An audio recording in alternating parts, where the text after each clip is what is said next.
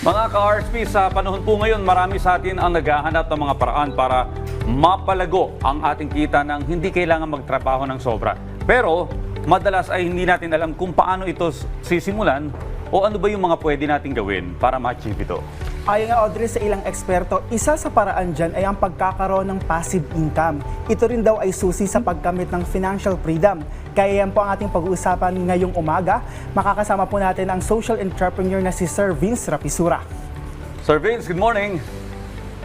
Hello, magandang umaga Audrey at Rob. At syempre maraming salamat sa muling pag-imbita sa inyong abang lingkod na financial guro.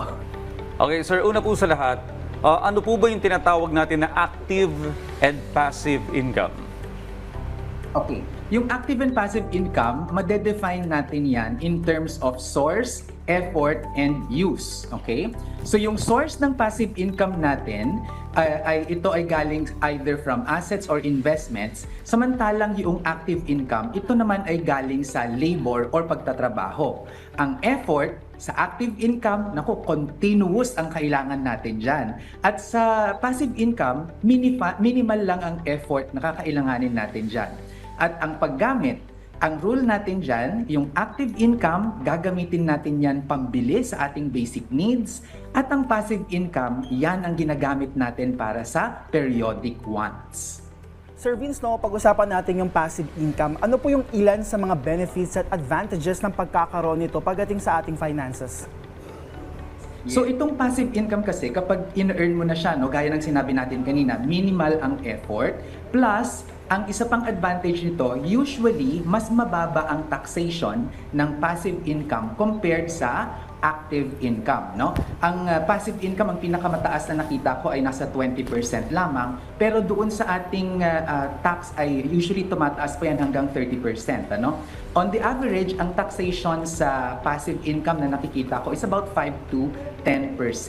So yun talaga yung way para yun yung advantage ng passive income. Minimal effort at ito ay may mga tax advantages. Pero admittedly, bago ka magkaroon ng passive income, kailangan makapag-create ka muna ng investment portfolio mo na tinatawag.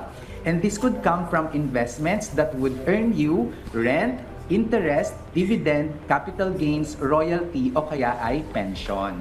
Okay, Sir Vince, paano po ba magkaroon nitong passive income at ano po yung ilan sa mga sources nito? Yung passive income, ang iniisip kasi ng iba, automatic passive income na. Pero sa totoo lang, nanggagaling ang passive income mula sa active income. So ang ginagawa natin dyan, yung pera natin from active income mula sa salaries natin, sa mga negosyo natin, ay magsisave tayo ng portion niyan at kapag lumaki na yung savings natin na yan, i-invest na natin siya ngayon. So yung pag-invest natin, pwedeng through rental properties or real estate to earn the rent passive income. Pwede rin naman tayo ay maglagay ng savings o kaya magpautang o kaya mag-earn yan ng interest. And then pwede naman tayong maglagay sa mga stocks or mag-participate sa Pag-ibig MP2, mag-earn yan ng dividend. Kapag naman tayo ay nag-invest, ginamit natin yung savings natin, ininvest natin sa lupa at ibinenta natin yon over time, capital gains naman yung kikitain na tawag natin doon. And yung regular na contribution natin actually sa SSS, over time, kapag tayo magre-retire, that will earn us passive income and that is called pension. Tapos kung meron ka namang mga creative works, like meron kang libro o meron kang recording, pwede kang kumita dyan through royalties. Sir Vince, bukod dyan sa mga nabanggit mo, meron bang strategy o paraan para itong passive income na meron ng isang tao ay mapalago pa? Ang pinaka-rule talaga dyan kasi ay gagamitin natin yung ating passive income for wants and active income for needs. At ang nangyayari kasi dyan, madalas ang mga typical na mga Pilipino, yung ating kinikita ay ginagastos na rin natin siya for our wants. So mas maganda sana na i-invest muna natin siya, i-save, invest, and then yung kikitain natin na passive income from the investment, yan yung gagamitin natin for our wants. And then ang nakikita ko rin ay hindi kasi automatic na ginagawa ng mga karaniwang Pilipino ang pag-iipon at pag-i-invest. So dapat, ang gagawin natin itong automatic. So kung meron kang bank account, maglagay ka na agad, no? 15% niyan, automatic maita-transfer doon sa emergency savings account mo or doon sa iyong investment account para hindi mo na siya iniisip. So Alright. yun yung kailangan talaga na strategy para dumami yung ating passive income. Sir Vince, nabanggit nyo kanina yung allocation ng active at passive income. Ano po ba yung mga pwede nating paggamitan ng passive income? So once yan, yung gagawin natin. At para mas madali natin yan na magagawa, kailangan talaga maghanap tayo ng iba't ibang paraan pa para kumita ng income natin, And sa paraan kasi niyan, pwede kasi tayong mag-increase ng ating income o kaya mag-decrease ng ating expenses para meron tayong pang-invest. Pero para sa akin, ang gagawin mo talaga muna ay try mo na i-reduce yung expenses mo para magkaroon ka ng extra savings. At yun na ngayon yung ilalagay mo sa iba't ibang klaseng investments that will earn you your passive income, At hindi ito mabilis, ha, kasi ang lagi kong sinasabi ay kailangan unti-untihin natin yan. May mga OFWs ako, for example, na tinuturuan, meron na silang mga rental properties, pero may mga nag-ipon mga 5 to 10 years muna bago nakapagbili ng lupa at saka nakapagpatayo ng kanilang apartment, So it really takes some time kapag to get a sizable amount of our passive income. At ang i-goal natin dyan, yung passive income natin, nakikitain natin, sana ito ay mapunan na niya yung ating mga monthly expenses. Kasi kapag yung monthly passive income natin, kaya niyang tustusan yung ating monthly expenses, ibig sabihin, technically, we are already financially retired kahit wala pa tayong 60 or 65 years old.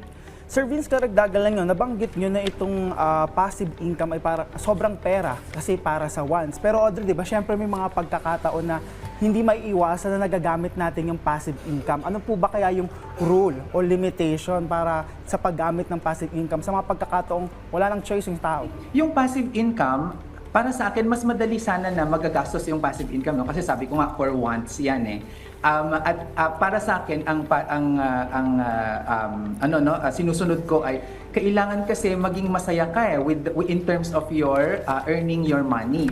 Kapag nag-earn ka ng pera mo at hindi mo siya na-enjoy, ay mahirap mag-ipon. Kaya dapat ang gagawin mo, ang framework dapat ng pag-iisip mo diyan ay make your needs and wants. Yan yung iyong motivation to save and invest. So para sa akin, actually, Rob, ay okay lang na gastusin yung passive income for wants natin, Pero ang challenge kasi niyan ay kailangan makapag-create ka muna ng passive income, which is the more difficult part dahil may stages Kailangan mag-ipon ka muna, magkaroon ka ng active income, mag-ipon, mag-invest, saka ka palang magkakaroon ng passive income. Okay, Sir Vince, meron din po bang mga disadvantages o risk itong passive income? Yes, of course, lahat naman ng galaw natin sa mundo ay may risk na tinatawag. So ang risk diyan ay, for example, yung pinasok natin na investment ay nagsara, na bankrupt o kaya hindi nag-work, So maaaring mawala yung ating investment, Kaya isa sa mga isa sa mga sikat na quote-unquote source ng passive income ay ang stock market. Pero para sa akin, ang hirap doon kasi hindi ka sure talaga ang taas nung risk na mawala yung pera mo. Yes, mataas din yung positive returns, pero mataas din yung risk nito na mawala yung pera mo. So ako, I would stick to safer investments katulad ng, hindi na ako lalayo, Pag-ibig MP2, ang SSS Pension Booster natin, mga sure yan na ways na tayo ay makakuha ng ng ating passive income. And then yung mas longer term na safer din for me ay real estate investing para makapagpa-rent tayo, magkaroon tayo ng rental income. Ayun, dapat pakihan ng ating mga kababayan, Maraming salamat, Sir Vince Rapisura, sa iyong oras at syempre sa mga mapakahalagang tips at impormasyon na ibinahagi mo sa amin ngayong umaga.